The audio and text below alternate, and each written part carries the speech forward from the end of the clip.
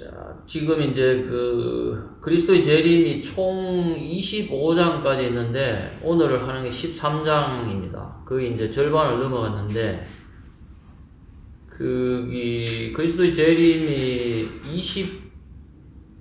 13장, 14장, 15장, 요게 니고데모의 이야기입니다, 이게.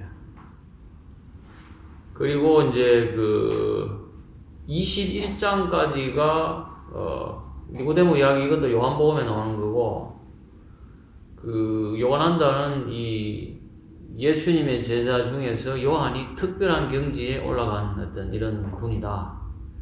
그래서 그리스도의 재림이 1장부터 총 25장까지인데 1장부터 21장까지는 요한복음에 대한 이야기를 다룹니다.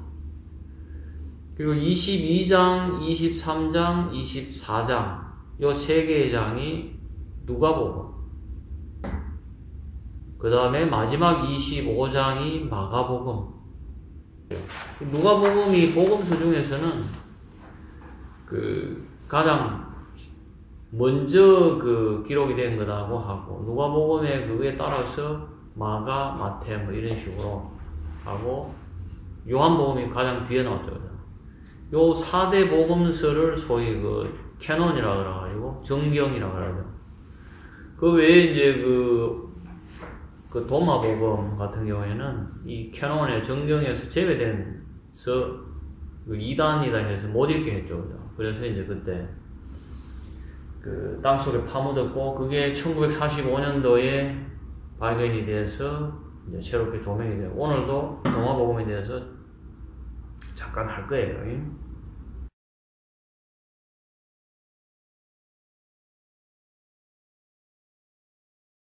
예수님, 특히 이제 기독교라는 종교에, 불교도 우리 여기 덕재 스님 좀 들어와 있지만은, 어쨌든 어제 아래도 그런 이야기를 했는데, 불교 쪽도 석가모니 부처님의 어떤 수련법 자체가 제대로 지금 현대까지 전해지지 않았죠. 2500년 전에 석가모니 부처님이 깨달음을 얻었던 수련법 자체가 쭉 내려오다가, 지금 현재 남아있는 것들은 경전들의 어떤 그런 약간 이론적인 어떤 이런 쪽만 남아있고, 실제로 어떤 수련법 자체는 많이 소실됐죠. 그죠? 그러나 기독교에 비하면은 그래도 많이 남아있는 편이죠. 그런데 기독교 같은 경우에는 수련법 자체가 거의 전해지는 게 거의 없죠. 그죠? 근데 지금 이제 그렇다면은 예수님의 어떤 경지까지 올라갔던 수련법들을 수련법이 뭐가 있겠느냐고 봤을 때, 그게 수련법으로 나름대로 감지할 수 있는, 추측할 수 있는 몇 가지 성경에 나와 있는 것들이 있어요. 대략 보면 한 5가지 정도 되는데, 오늘 하게 되는 니고데모 이 부분도 13장, 14장, 15장 요 부분이 예수님이 중요한 수련법을 이야기하는 부분입니다. 그 다음 또 뭐가 있냐면은 욥기, 우리가 초인생활 할 때 다뤘던 욥의 이야기.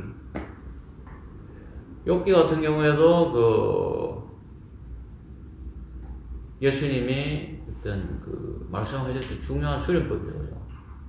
예수님이 이야기하신 건 아닌데, 어쨌든 기독교에 이렇게 내려오는 수련법이죠.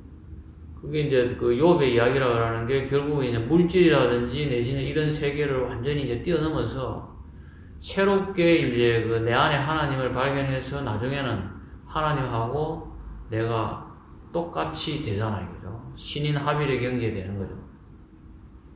근데 가는 과정에 굉장한 고통을 많이 입죠. 그죠? 재산이라든지, 자기 몸이라든지, 그런 것들에 굉장히 큰 고통을 당하고 마지막에는 신의 경지에 올라서는 거죠. 그게 초인생활에도 이야기하는 그게 그 하나님의 비법이 거기에 담겨져 있다 하는 게 그거고, 또 하나는 이제 이건 마태복음에 나오는 건데, 기도하는 거야. 그래서 이제 욥기 같은 경우에는 그 전체적으로 좀 뭉뚱그려가지고 있던 거고, 구체적으로 그러면 수련법들이 어떤 것들이 있느냐. 첫 번째가 기도하는 거예요, 기도. 기도하는 게 이게 이제 마태복음에 나오는데, 이런 식으로 되어 있죠, 그죠? 문을 닫고, 너만의 골방에 들어가서 그 문을 닫고, 너의 숨은 네 안에 있는 네 아버지에게 기도하면은 그 아버지가 갚아주실 거다. 이런 식으로 표현이 되어 있죠. 그게 뭐냐 하면은, 기도라 그러는 게 지금 기독교에서 하는 거 다 모여가지고 울고 불고 통성기도하고 난리 나죠. 그죠? 그렇게 기도하라 그런 게 아니고, 마태복음에는 네 혼자 조용한 방에 들어가가지고 네 안에 하나님에게 그런 침묵의 조용한 곳에 안에 있는 네 안에 있는 숨은 네 아버지에게 기도하라 이렇게 돼 있거든.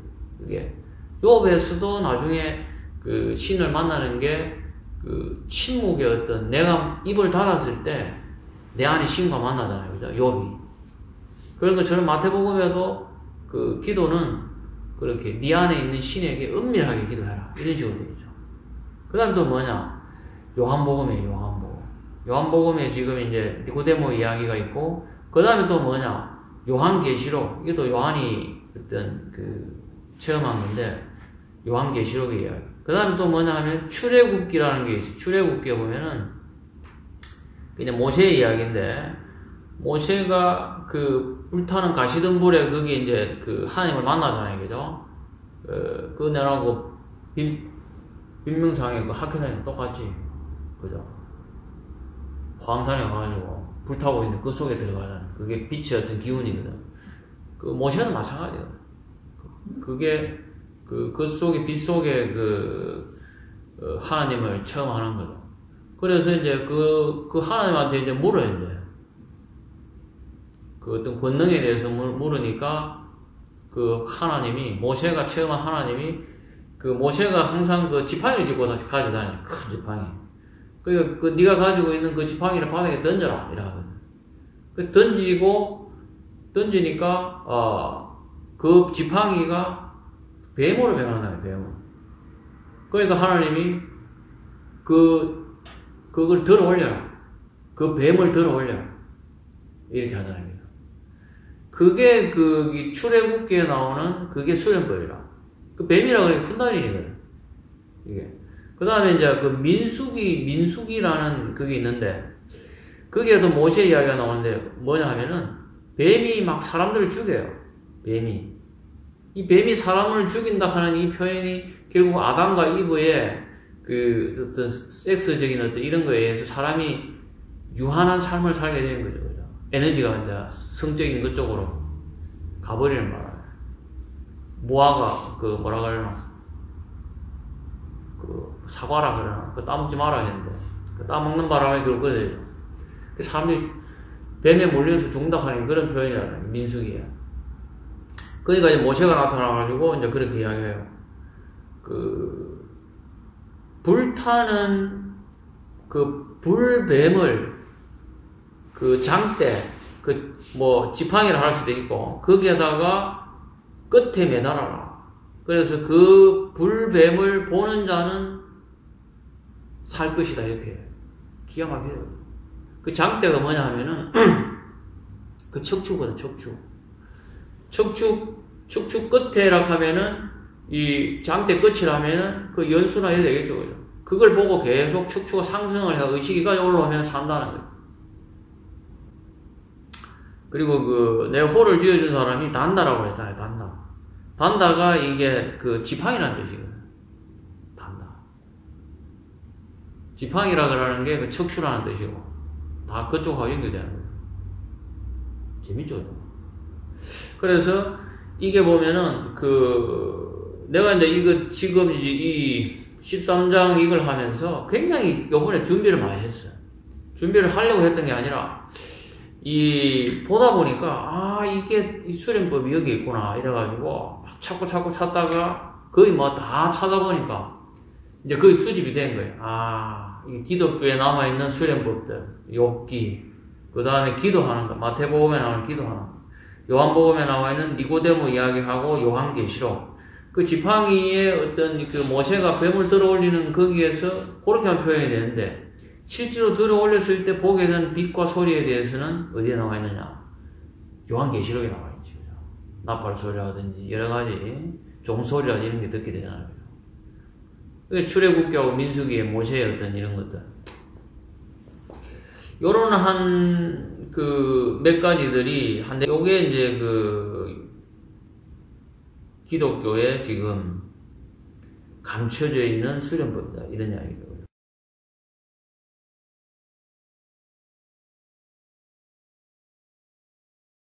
13장이 이게 영 속에서 인간의 거듭남, 이렇게 되어 있잖아요. 그죠?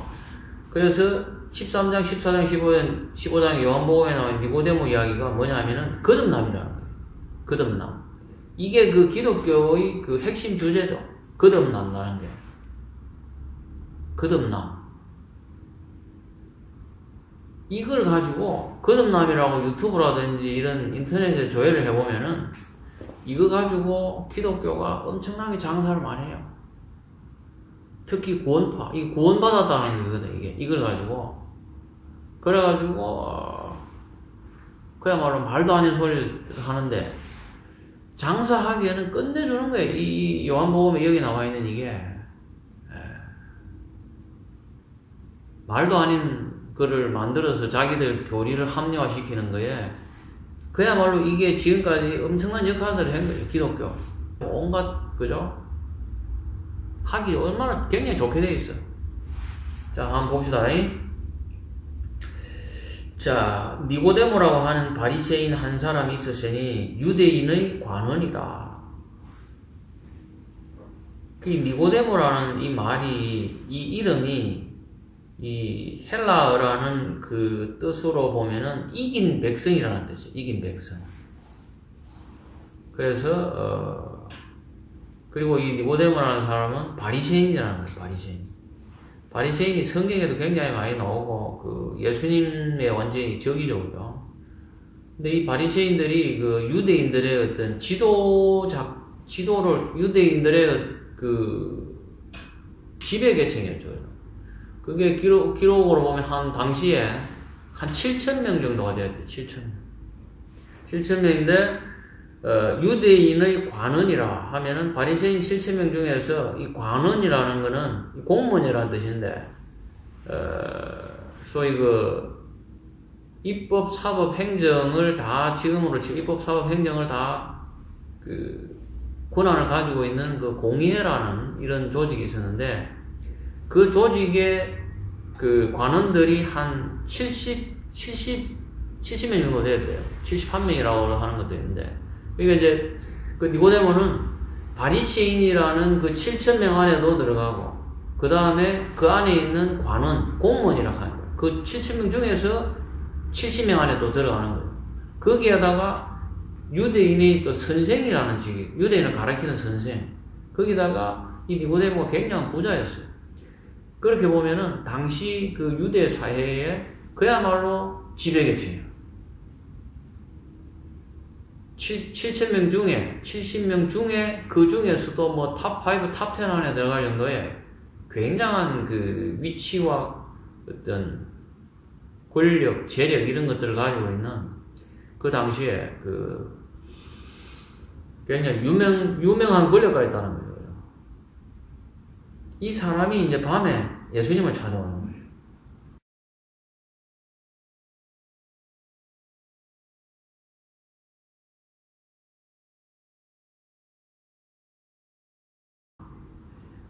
우리는 당신이 하나님께로부터 오신 선생인 줄 안다. 그러면서, 왜냐? 하나님께서 함께 하지 않으면 당신이 행하시는 이런 이적들, 이런 걸 행할 수 없기 때문입니다. 그러니까 이 니고데모가 아는 거거든요. 저런 능력이면은 분명히 신과 함께 해서 그 신의 능력을 이 사람이 발휘하는 거다. 그 니고데모가 아는데, 그래서 이제, 그러나 낮에 찾아오면 사람들한테 들키니까, 밤에 찾아오는 거예요. 그러니까 이제 예수님이 이제 그런 이야기를 하죠. 진실로 진실로 내가 너에게 말하노니, 사람이 거듭나지 않으면 하나님의 나라를 볼 수 없다. 예수님, 그러니까 하나님과 함께 한다 하는 걸 알고 있다고 하니까, 이제, 예수님이 이제, 이 친구가 상당히 그런 쪽이 좀 열려있구나. 그런데, 거듭나야 된다. 이렇게 이야기를 하는 거예요. 거듭나야 하나님과 함께 한다. 이런 얘기. 이 진실로, 진실로라는 말이 여기에도 나오고, 예수님이 이제 그 특별한 이야기를 할 때, 진실로, 진실로 이런 말을, 이게 이제 실제 원문에는 아멘이라는 거예요. 아멘. 그때 내 이야기 했죠. 아멘이라는 게 앞에 붙으면은 진실로, 진실로가 이렇게 그런 게 되고, 뒤에 붙으면은 기도하고 나서 아멘 하는 뜻하고 앞에 붙이는 아멘 하는 뜻하고 다르다. 이게 결국 오음이라는 거와 똑같아요. 오음.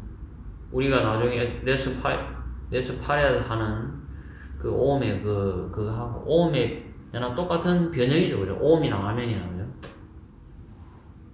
근데 한글로 해석할 때는 진실로 진실로 이런 식으로 이제 번역하는 거죠. 그래서 이제 거듭나야 된다. 거듭난다는 게 이게 그 뜻이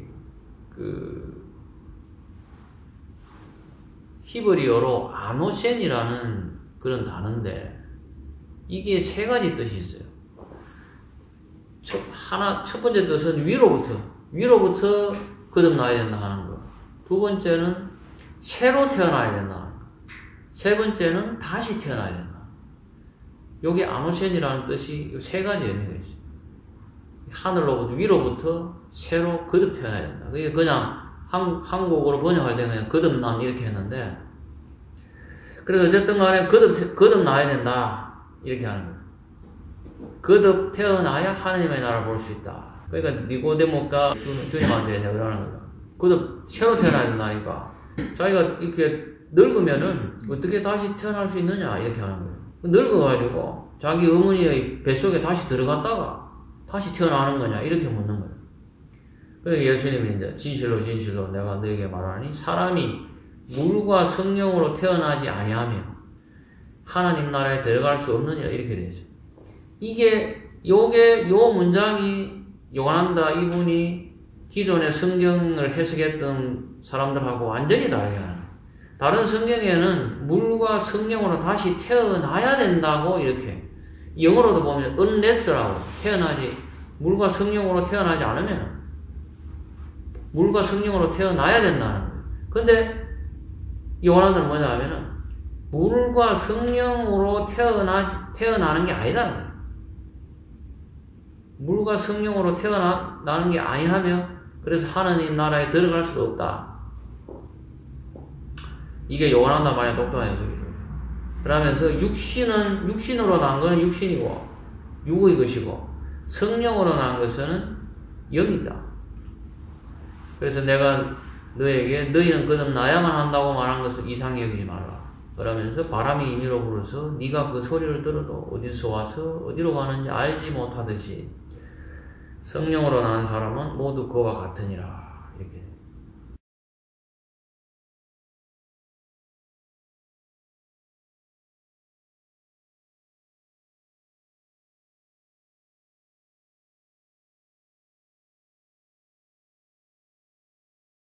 그 예수님이 여러 가지 어떤 그 기적들이라든지 이적이라든지 이런 것들을 행할 때에 그 목적이 지혜의 기적은 육체를 치유하고 자연을 정복하는 기적보다 더 높은 기적이다.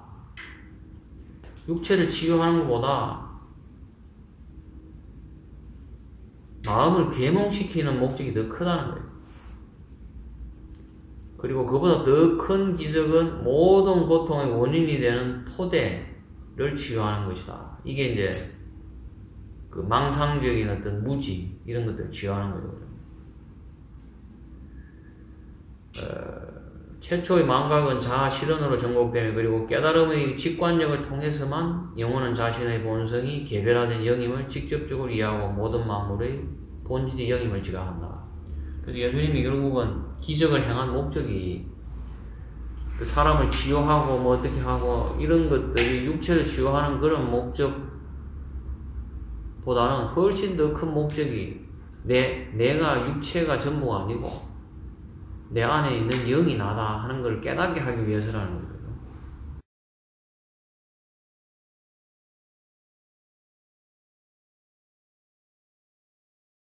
아까 이제 그 요한다가 특별하게 그 해석을 했던 거 있죠. 물과 성령으로 나지 아니하면은 안 된다 하는 이런 것 쪽으로 그 성경을 갖다가 해석을 했지만은 요한다는 그게 아니다.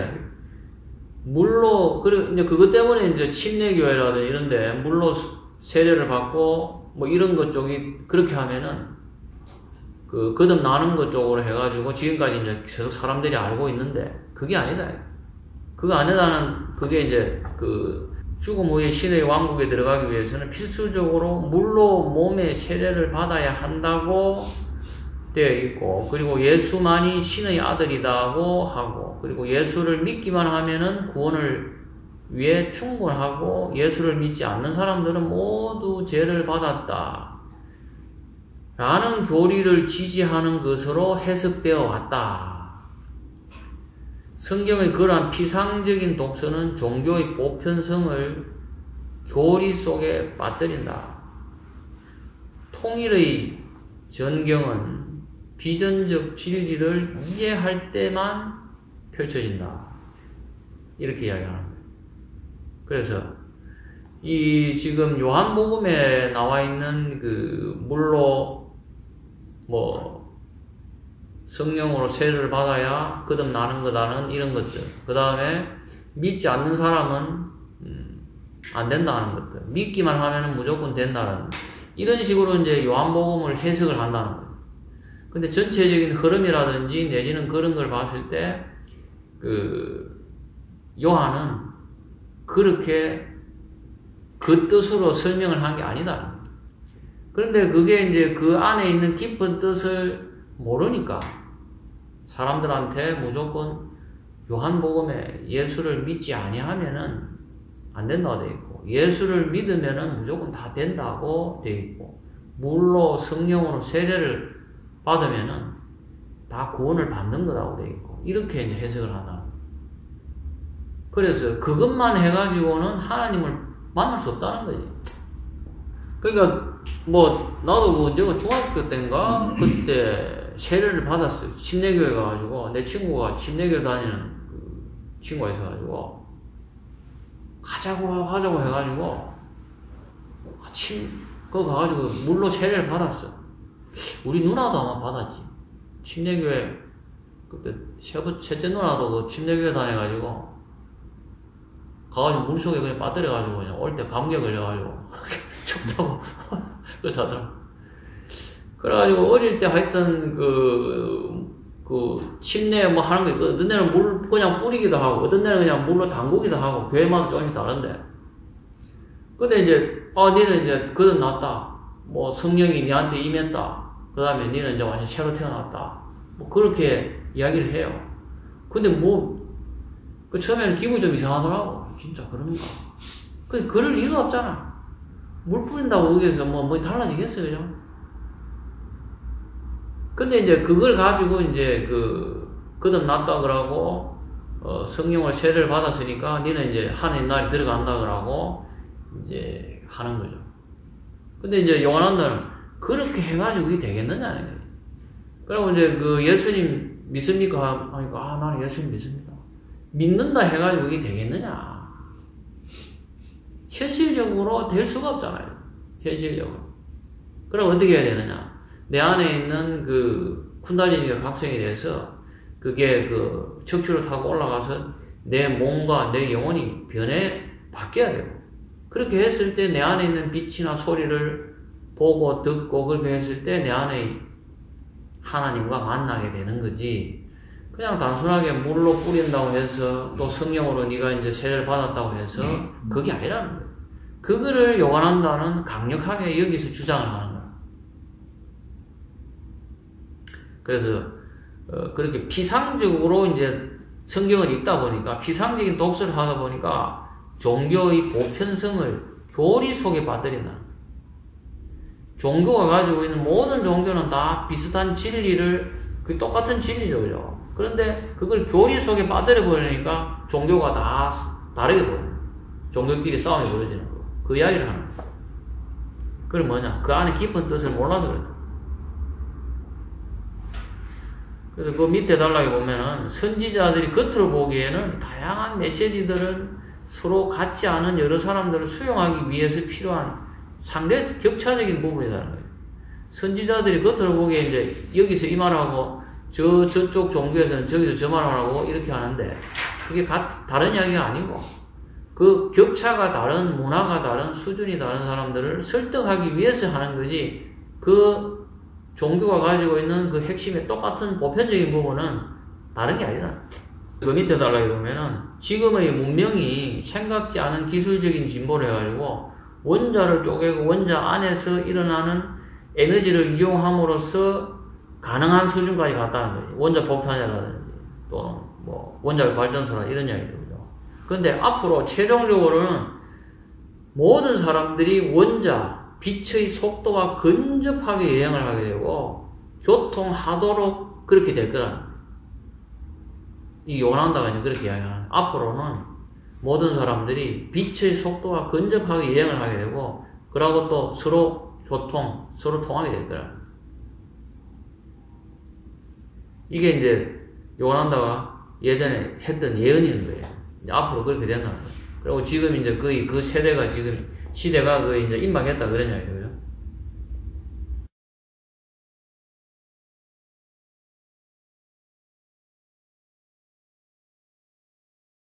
사람이 늙으면 어떻게 다시 태어날 수 있습니까? 어머니 태 두 번 들어갔다가 다시 태어날 수 있습니까? 이렇게 이제 물으니까 그 뒤에 예수께서 답하기를 진실로 진실로 내가 너에게 말하노니 사람이 물과 성령으로 태어나지 아니하며 하나님 나라에 들어갈 수도 없다. 이렇게 해요.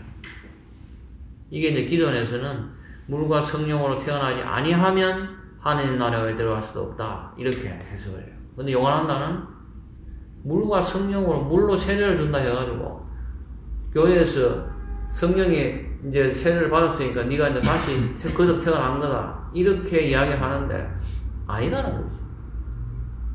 그러면서 이제 물과 성령으로 하면서 이제 당신은 구원받았다. 이렇게 이야기하는 거예요. 아니라. 그리고 이제 구원파 이런데 구원파가 특히 하는 게 당신은 구원받았습니까? 이렇게 묻는 거예요. 이걸 이제 교회 장사에 활용을 하는 거예요.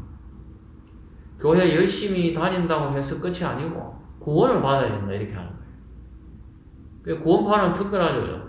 지금의 구원을 받으면은 그 미래의 어떤 이런 것까지도 구원을 받는다 이런 식으로 장사를 하고 있죠.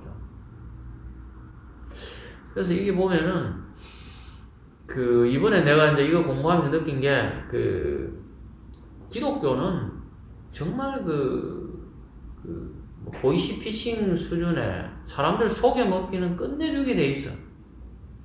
그거를 내 안에 있는 신을 찾는 구원의 어떤 이런 쪽의 그게 아니고 이거를 자기 마음대로 해석해가지고 장사하기에 다른 사람들 속이기에 정말 좋게 되어 있는 것 같아. 내가 생각할 때 그 최고의 상품은 현재 인류가 개발한 최고의 상품이 뭐겠어요? 최고의 상품.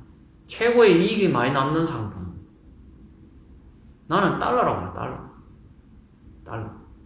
달러가 100달러 지폐 만드는데 단가가 한 20원 정도? 100달러 지폐 만드는데 한 20원 정도? 200원인가 20원인가 모르겠네. 하여튼 그 정도를 한다.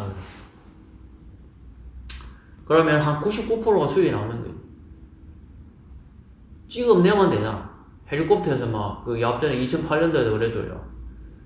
자기들 그 잘못해가지고 금융위기 오니까 그냥 달러 찍어내가지고 그냥 막 다 뿌려버려. 그 위기 극복하고. 지금은 또 이제 그 뿌려놓은 거 이제 또 셀이 금리 올리면서 이제 세계 경제를 또 완전히 막 저가 자기들 잘못한 거 가지고 전 세계 다 증가를 시키는 거예요. 그 달러는 최고의 상품이야. 자기들이 기축통화다 보니까, 그죠? 근데 현재 나와 있는 기독교 쪽의 그 종교들은 그 달러의 어떤 그런 그 정도의 어떤 기본적으로 들어가는 종이값이라든지 뭐 잉크라든지 이런 것조차도 필요 없는 것 같아. 교묘 이 자기들 나름대로 해석을 해가지고 그 이 안에 있는 그 굉장히 여러 가지 장사하기 좋은 이 구성으로 잘 돼 있거든. 적당하게 협박도 돼 있고 또 적당하게 이렇게 해석하면은 뭐 구원이 어떻고 뭐 어떻게 하고 아니면은 뭐 죽는다 하고 다시 태어난다 하고 이런 것들이 막 곳곳이 이렇게 되어 있으니까 이거를 자기들 먹기 좋게 해가지고 사람들한테 협박하고 사람들한테 선전하고 포장하고 이러기에는 너무나 잘 돼 있어, 이게. 근데 이제 그렇게 해서 이제 그런 일들이 벌어지지만은, 근데 이제 보이스피싱이라든지 이런 것도 하면은 죄를 받잖아요, 이거. 구속도 되고 이래야 되는데. 근데 어떤 거를 속여서 하고 이런 것들에 보다 훨씬 더 죄가 무겁지. 성경을 자기 나름대로 해석해가지고 사람들을 속이는 거는. 이제 이 어떤 사람의 어떤 영적으로 그거를 속이고, 지옥에 빠뜨리고 하는 이거는 하늘에 빌 곳이 없다 그러죠.